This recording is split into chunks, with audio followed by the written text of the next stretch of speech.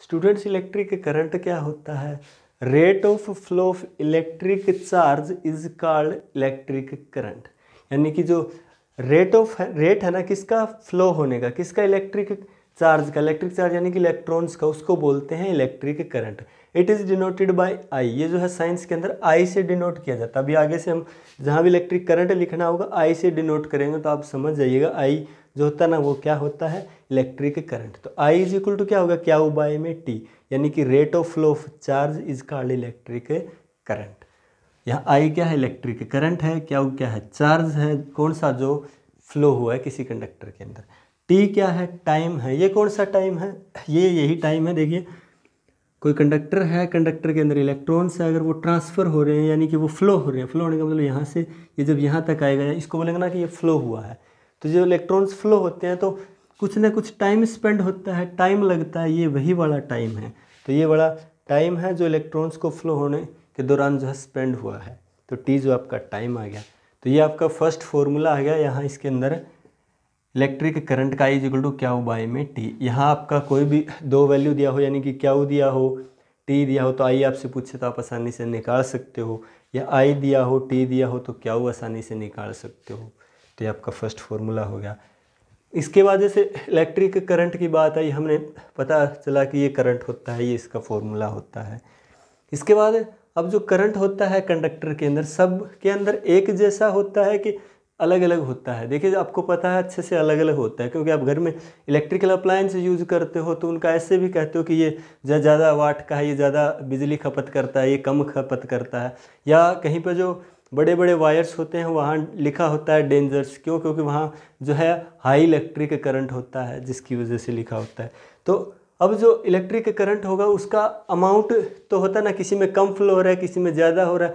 Electric current कम है, electric current का value ज़्यादा है, तो उसके लिए हमें एक यूनिट की ज़रूरत पड़ती है हमेशा, ठीक है। जैसे चार्ज के लिए किसका ज़रूरत पड़ा था, कूलाम का ज़रूरत पड़ा था, वैसे ही करंट के लिए किसकी ज़रूरत पड़ेगी, एक यूनिट की, ऐसा यूनिट की। तो जो इलेक्ट्रिक करंट होती है ना उसका ऐसा यूनिट एम्पियर होता है, जिसको कैपिटल ए से भी डिनोट कर सकते हैं। यानी कि हम ऐसे बोलेंगे इसके अंदर जो करंट फ्लो हो रहा है वो 5 एम्पियर है, 10 एम्पियर है, 20 एम्पियर है, 50 एम्पियर है। तो हम जो है इसका इलेक्ट्रिक करंट का ऐसा यूनिट होता है वो एम्पियर होता है। स्टूडेंट आपको याद रखना, कैपिटल ए से इसको डिनोट करते हैं। इसके बाद जैसे हमें ऐसा यूनिट का पता लगा कि ये एम्पियर होता है, यानी कि इसका अमाउंट का पता लगता है करंट का। इसके बाद ये एम्पियर, इसके लिए जैसे कि हमारे पास वेट होता है, तो वेट का जो है ना किलोग्राम होता है, ऐसा यूनिट हमें पता है किलोग्राम होता है। और वेट को मेज़र करने के लिए इंस्ट्रूमेंट की ज़रूरत पड़ता है, वेटिंग मशीन का ज़रूरत पड़ता है। वैसे ही यहाँ भी इलेक्ट्रिक करंट को जब मेज़र करेंगे एम्पियर में, तो इसके लिए एक इंस्ट्रूमेंट का ज़रूरत पड़ेगा। तो इस इंस्ट्रूमेंट का नाम क्या है, एमीटर है। स्टूडेंट्स आपको याद रखना एमीटर। तो आपको बिल्कुल भी कंफ्यूज नहीं होना, ऐसा यूनिट जो है एम्पियर होता है कि इसके अंदर 5 एम्पियर करंट फ्लो हो रहा है, 10 एम्पियर हो रहा है। और जो इंस्ट्रूमेंट है ना जिसका हम यूज़ कर रहे हैं रीडिंग लेने के लिए, वो एमीटर। देखिए नाम से ही पता चल रहा था एमीटर, मीटर का मतलब ऐसा कोई डिवाइस है जो रीडिंग दे रहा है, और एमीटर है तो रीडिंग किसकी देगा, एम्पियर की देगा।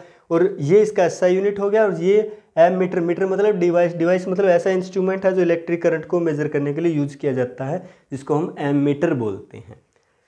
इसके बाद जो एमीटर होता है ना वो सर्किट में हमेशा और हमेशा सीरीज में कनेक्ट होता है, ऑलवेज। सीरीज का मतलब क्या होता है, अब डिटेल से हम एक आगे पोटेंशियल डिफरेंस को मेजर करने के लिए वोल्ट मीटर आएगा, उसका जब पढ़ेंगे तो इसको बताएंगे। अभी थोड़ा सा बता देते हैं कि सीरीज का मतलब ये हो गया, कोई सर्किट है उसके अंदर ये जैसे वायर है, इसके अंदर करंट फ्लो हो रहा है आई। आपको अगर एमीटर जोड़ना है ना तो आपको क्या करना पड़ेगा, इस वायर में यहाँ इस तरह से आपने एमीटर लगा दिया, ये एमीटर लगा दिया आपने, तो इसका मतलब ये हो गया कि ये सीरीज में कनेक्ट है, ठीक है। सीरीज का मतलब एक वायर यहाँ एक इस सिरे पे लगा दिया, तो इसको सीरीज बोलते हैं। दूसरा पैरेलल होता है, वो आपको थोड़ा सा अभी बता देते हैं। देखिए अगर ये यहाँ ऐसे लगता ना, इस तरह से लगता, ये वायर इस तरह से कनेक्ट होता तो ये पैरेलल होता है इसके, और इसके यहाँ बीच में लगा, यहाँ इस तरह से लगा तो इसको सीरीज बोलते हैं, सीरीज कॉम्बिनेशन, ये पैरेलल होता है। तो ये हमेशा सीरीज में, सर्किट में अगर आपको लगाना है एमीटर तो हमेशा और हमेशा सीरीज में लगेगा। इसके बाद है इसके बाद स्टूडेंट्स एक क्वेश्चन जो है आपसे पूछा जाता है कि define SI unit of electric current. एक तो आपसे सीधा क्वेश्चन पूछेगा कि what is the SI unit of electric current, तो आप आसानी से बता दोगे कि एम्पियर होता है। ये किसी क्वेश्चन इस तरह का क्वेश्चन आएगा कि define SI unit of electric current. Define SI unit of electric current का मतलब वो आपसे पूछ रहा है कि 1 एम्पियर इलेक्ट्रिक करंट का जो डेफिनेशन है ना वो क्या है। ठीक है, किसी को ऐसा यूनिट को डिफाइन करने का मतलब उसका वन का क्वांटिटी पूछ रहा है, तो यहाँ एम्पियर होता है ऐसा यूनिट एम्पियर, तो 1 एम्पियर करंट जो है ना उसका डेफिनेशन पूछ रहा है, तो आपको ये लिखना है। ठीक है, तो 1 एम्पियर करंट कब होगा, बिल्कुल आसान होता है। जैसे करंट का फॉर्मूला क्या होता है, I is equal to Q by मी T, rate of flow of charge. अब यहाँ देखिए I जो है ना वो कितना होना चाहिए, 1 एम्पियर 1 होना चाहिए। 1 कब होगा, जब क्यू भी 1 होगा और टी भी 1 होगा, यानी चार्ज जो है 1 कूलम होगा, टाइम जो है 1 सेकेंड होगा, 1 से 1 कैंसिल होगा और आपको क्या मिलेगा, 1 एम्पियर हो जाएगा। बिल्कुल आसान है। तो 1 एम्पियर इलेक्ट्रिक करंट कब होगा, when 1 coulomb of charge flow through any cross section of a conductor. Conductor का मतलब समझ रहे हो ना, कंडक्टर का मतलब हो गया कि कोई आपने जो वायर्स ले रखा है, ठीक है, जिसके अंदर से इलेक्ट्रिक करंट फ्लो हो रहा है।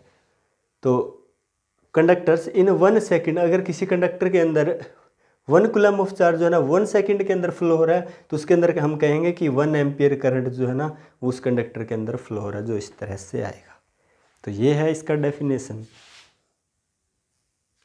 इसके बाद स्टूडेंट देखिए, ऐसा यूनिट होता है इलेक्ट्रिक करंट का, हमने पढ़ा एम्पियर होता है, कैपिटल ए से डिनोट करते हैं।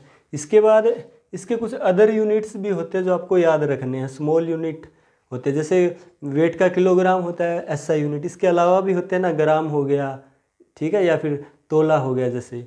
तो इसका अदर स्मॉल यूनिट कौन कौन से इलेक्ट्रिक करंट के, ऐसा यूनिट तो एम्पियर हो गया, इसके अलावा होता है माइक्रो एम्पियर और एक होता है मिली एम्पियर। तो जो माइक्रो एम्पियर होता है ना, यानी कि ऐसा होता है कि 1 किलोग्राम हो गया वेट का ऐसा यूनिट, किलोग्राम 1 किलोग्राम। 1 किलोग्राम के अंदर क्या होता है, यानी कि 1000 ग्राम होते हैं। वैसे ही जो माइक्रो एम्पियर होता है, यानी कि 1 एम्पियर के अंदर कितने माइक्रो एम्पियर होंगे, तो 1 एम्पियर के अंदर 10⁻6 माइक्रो एम्पियर होंगे स्टूडेंट। यानी कि 1 एम्पियर इज इक्वल टू होता है 10⁻6 माइक्रो एम्पियर, ये आपको याद रखना है। अगर इसका उल्टा पूछ ले आपको, यानी कि 1 माइक्रो एम्पियर कितने एम्पियर के बराबर होता है, तो यहाँ पे क्या, अगर यहाँ 1 वैल्यू चाहिए तो आपको क्या करना पड़ेगा, ये जो है 10⁻6 इधर आ जाएगा, इज इक्वल टू 1 इधर बच जाएगा माइक्रो एम्पियर। तो 1 माइक्रो एम्पियर का वैल्यू आपके पास आ जाएगा 10⁻, अब ये देखिए 10⁻6 है, अगर इसको ऊपर आएंगे तो ऊपर लाएंगे तो 10⁻ क्या हो जाएगा, माइनस का हो जाएगा, 10⁻6 एम्पियर। यानी कि 1 माइक्रो एम्पियर में 10⁻6 एम्पियर होते हैं और 1 एम्पियर में 10⁻6 माइक्रो एम्पियर होते हैं। ये आपको अच्छे से याद रखना है। दूसरा मिली एम्पियर, तो 1 एम्पियर में 10⁻3 मिली एम्पियर होते हैं स्टूडेंट।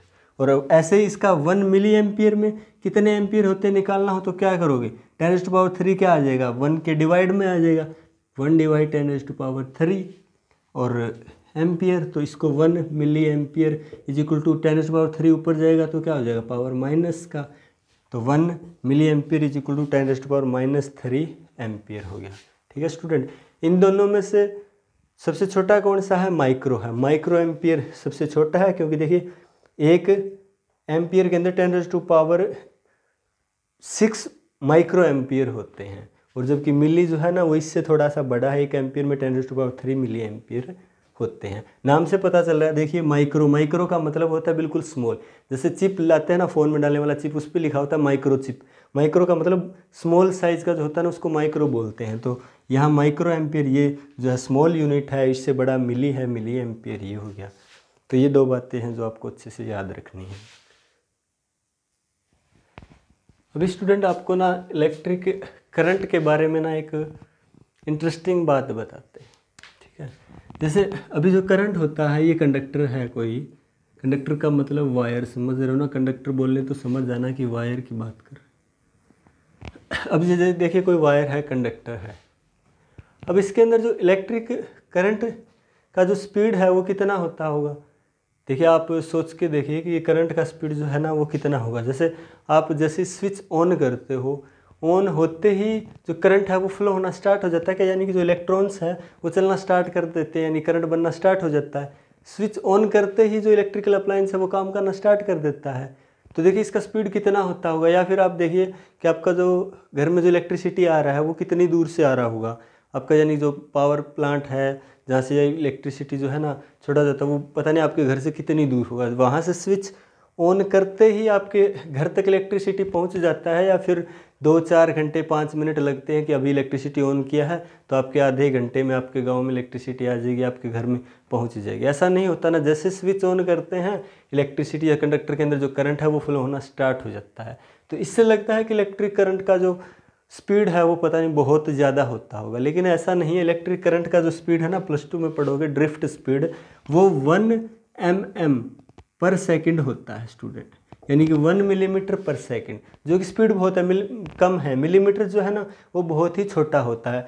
1 mm/s जो इलेक्ट्रॉन ट्रांसफ़र होते हैं, इलेक्ट्रॉन फ्लो होते हैं ना, वो इस स्पीड से होते हैं 1 mm/s। 1 mm/s की स्पीड से चलते हैं, जो कि बहुत ही कम स्पीड है।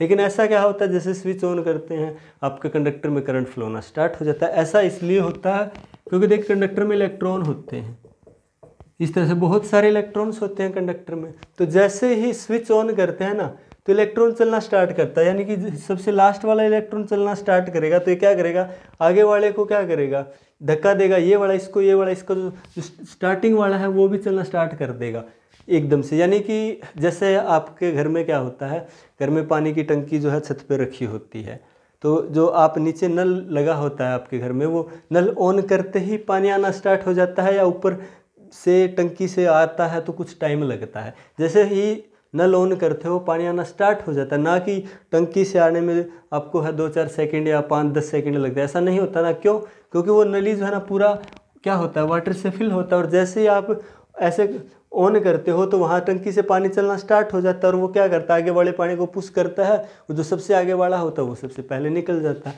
ऐसा ही कंडक्टर के अंदर इलेक्ट्रॉन बहुत सारे होते हैं, जैसे इनको कोई पीछे से पुश करता है तो इलेक्ट्रॉन एक दूसरे को धक्का देते हैं, और जो सबसे आगे वाला इलेक्ट्रॉन है वो उसको भी धक्का लगेगा। जैसे एक लाइन में खड़े हैं तो एक बच्चा, अगर बहुत सारे बच्चे लाइन में खड़े हैं, लास्ट वाले बच्चे को धक्का देते हैं तो वो धक्का आगे वाले बच्चे तक जाता है। सेम ऐसा ही यहाँ होता है, पीछे वाले इलेक्ट्रॉन जैसे पुश करता है तो सारे इलेक्ट्रॉन एक दूसरे को पुश करते हैं और फ्लो होने लगते हैं, जिसके कारण जो है आपका जैसे स्विच ऑन करते हो इलेक्ट्रिसिटी या इलेक्ट्रिकल अप्लायंस है वो काम करना स्टार्ट कर देते हैं।